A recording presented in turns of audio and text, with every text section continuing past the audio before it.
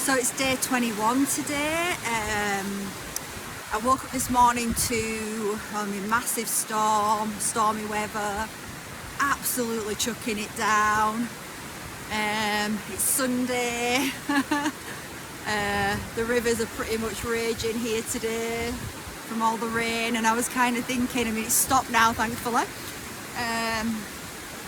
Today I was thinking, wow, if I hadn't have really verbalized and fully committed to this journey of 29 days, really verbalize that goal, like I said, the goal is not the point really, but it creates the tension to go on the journey. If I hadn't have committed to that, today would be the day that I'd be like, I'm not going.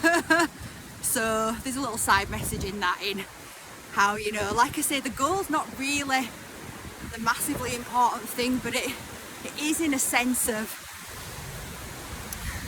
creating that tension. So so it is good to write it down, it is good to say it out loud, it is good, you've got to really commit to it in your mind, and you're only really going to commit to something that you want to do that's in alignment with your path. Like, this is a challenge, and it's brought up things coming here every day, but I really want to be here out in nature on the mountain. That's part of my path to connect to nature and bring through healing codes and activations and wisdom in co-creation with nature. So yeah, so I wanted to start today with sharing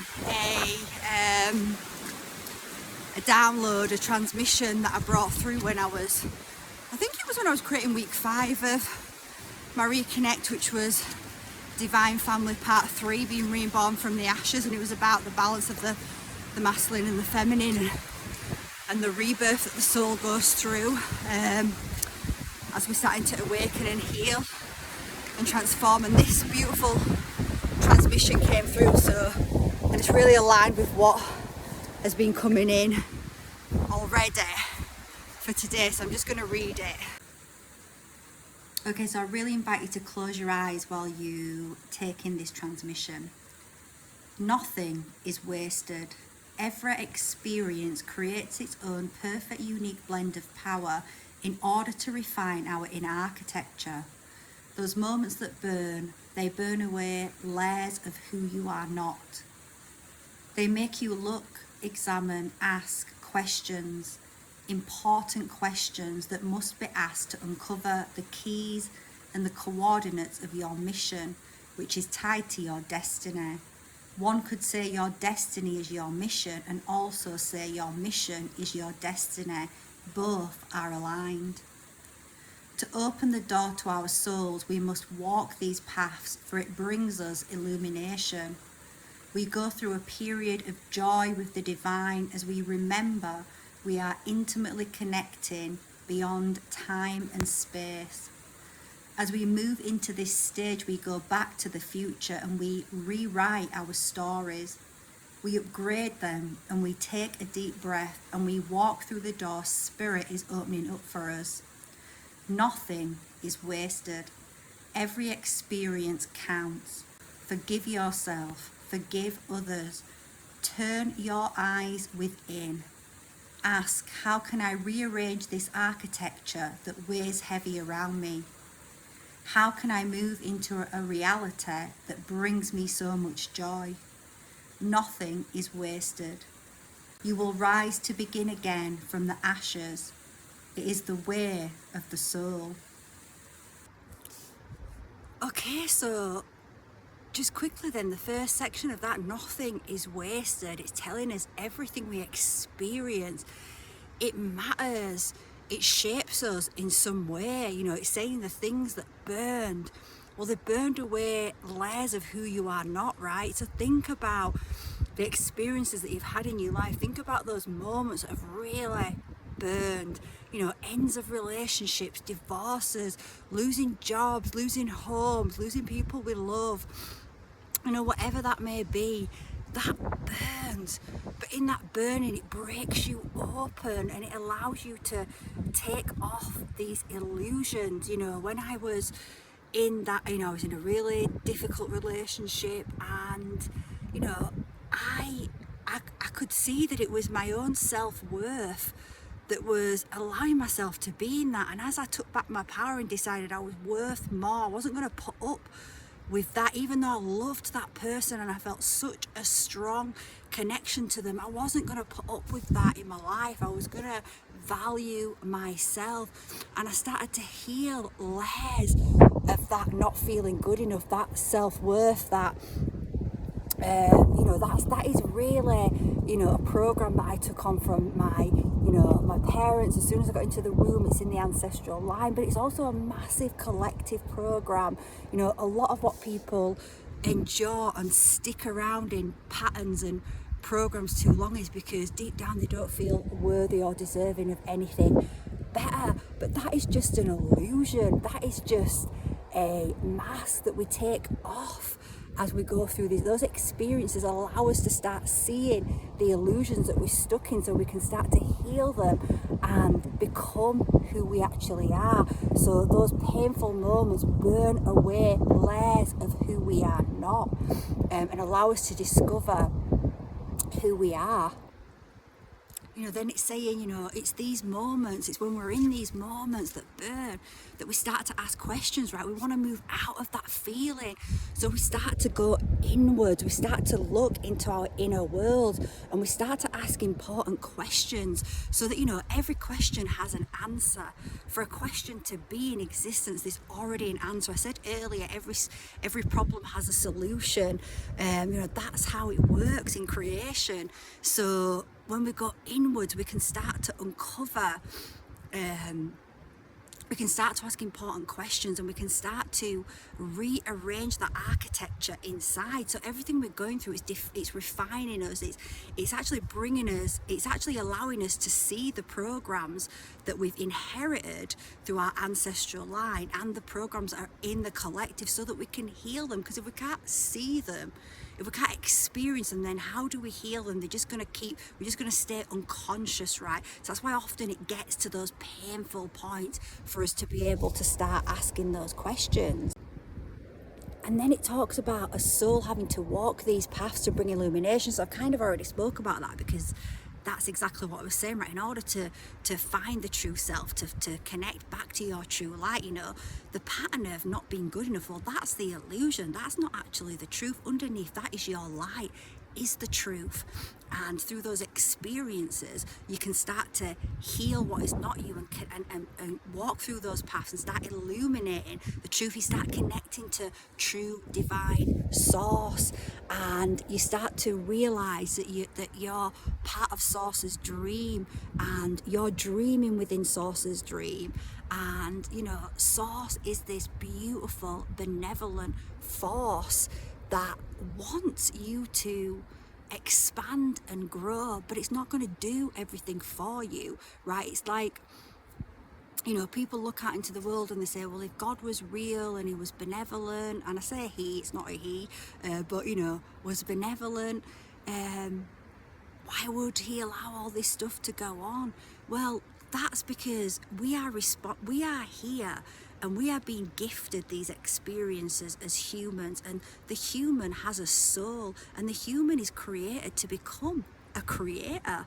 It has the evolutionary path of being a creator, of creating its own universes to play in, to expand in, to grow the whole.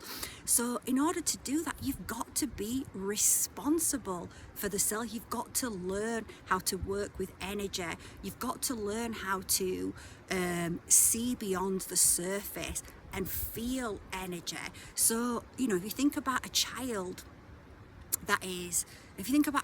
it's really easy to think about this. A child's crawling. As a parent, if you walked for that child would never be able to walk. You would disable the child. So that's the same with Source. We've chosen to be here in this reality, and to play and to grow and to expand. And whilst, of course, Spirit can and does help us as we align with it, as we move more and we start moving from the light, of course it does, but it's not here to do everything for us.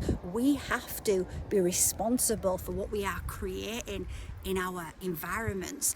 And as we go through those experiences, help us to see what is out of alignment with source, what is distorted in our energy fields, so that we can heal them and become these magnificent conscious co-creators.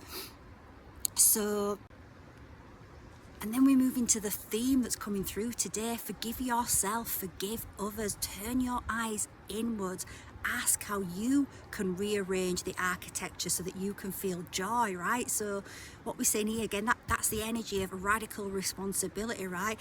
It's for you, it's not for another. If you're waiting for somebody else to come in and say this sorry, and it's not that you might absolutely deserve for someone might have wronged you badly, and you might deserve for them to come in and say that, but if you're waiting for that, you're going to constantly be stuck, most likely in bondage, because it's up to you to forgive. It's up to you. You own your energetic field. How you feel, that's on you, not on, if you put it onto somebody else to make you feel better, then you're giving away your power. You're moving into like a victim consciousness in a way, but you're giving away your power. And when you take ownership of that, when you take ownership of everything, that's when you really become a conscious creator, and that's when you can free yourself from the chains of trauma that you've been through.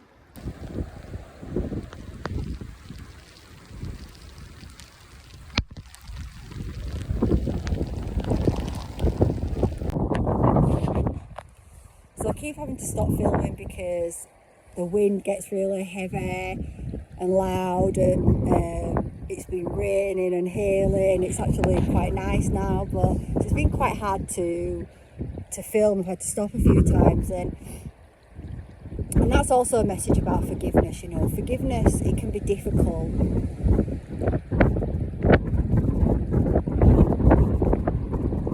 Being asked to be patient as well when the wind picks up.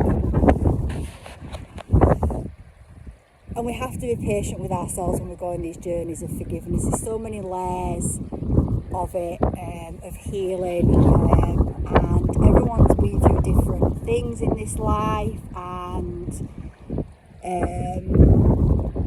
it's not always easy, and sometimes we need one-on-one help, right? Sometimes I've worked with people that have been through some really horrific trauma, and they needed that one-on-one support to find a new way to integrate what had happened to them.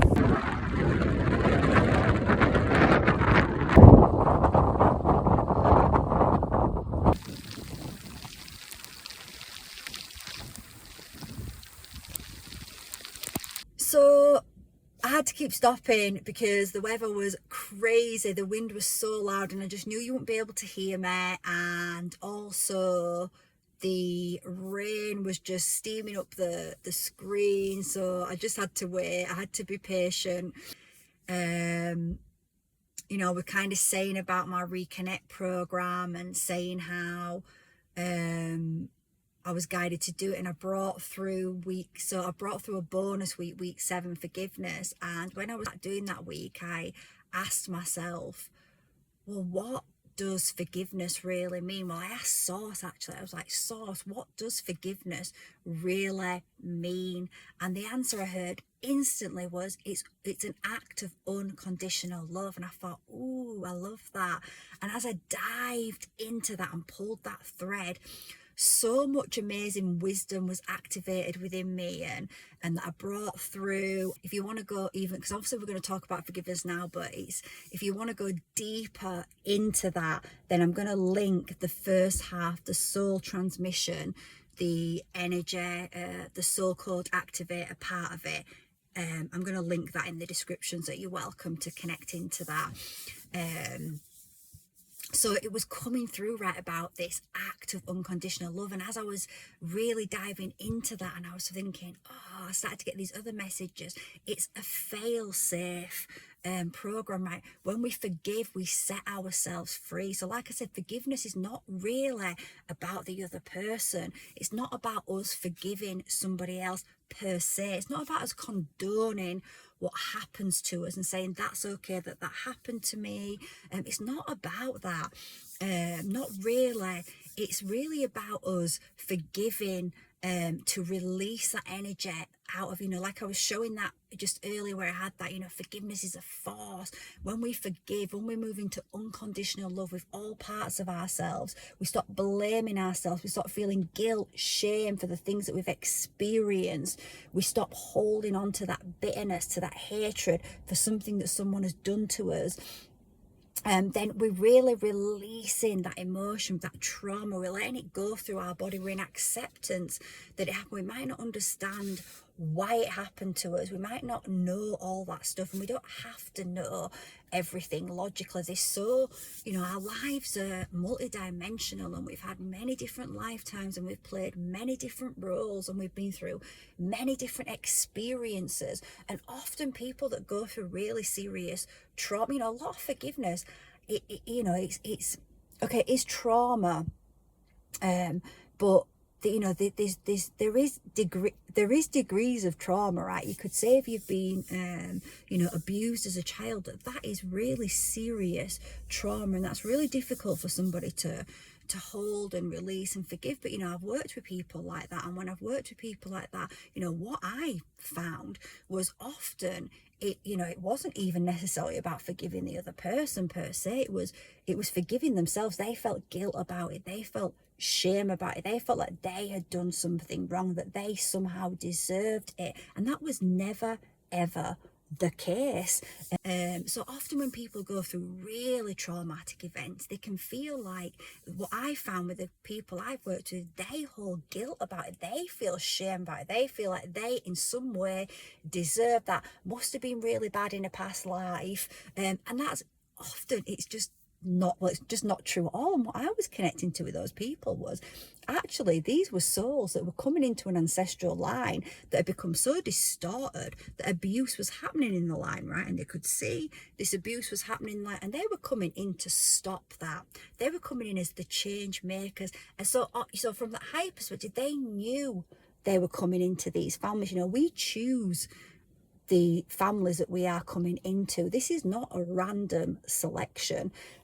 We have a lot more, with our teams, it's a co-creation. We're not forced into certain ancestral lines and stuff. We choose to come in, and there's many different reasons why we choose to do that. And what I was finding when I was connecting to these people that had gone through some of this horrendous trauma was that they'd chosen to do it to bring the light into those families, to stop that pattern. And they did stop it. It stopped with them. Now, they went through awful abuse to stop it, but they stopped it. So we could reframe that, we could bring in the true light, and we could dissolve that guilt and that shame, and they could find forgiveness in their body, and they could let it go out of their body, right? So forgiveness is for us. It's not about condoning what someone does, but it is for us to let go. And it's like this fail safe, right? Because in this world that we've come into, this free will experience, we're in a universe that is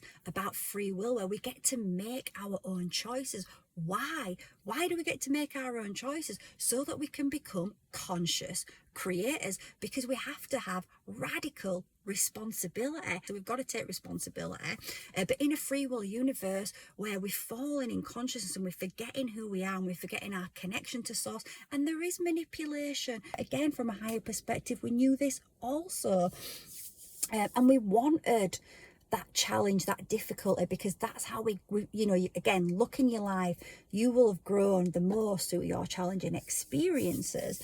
We've got to forgive. So that's the fail-safe that Source built in: forgiveness. Forgiveness is critical to ascending in consciousness, because if you can't forgive yourself for things that you've done when you've been in unconscious states, if you can't forgive the experiences that have happened to you, then you're going to carry that emotion, that energy, that hatred, that resentment, that fear, that guilt, that shame. You're going to carry all of those, and your body's going to be so heavy you're not going to be able to ascend, right? You're going to be stuck. And when you carry, and it's not like your soul's still going to continue. If you carry that into your neck, if you pass through the transition, then you're going to, you still got it. You still got to deal with it. It's not just going to disappear. It's still got to be healed, transmuted, and you're going to carry it into another life, right, to resolve.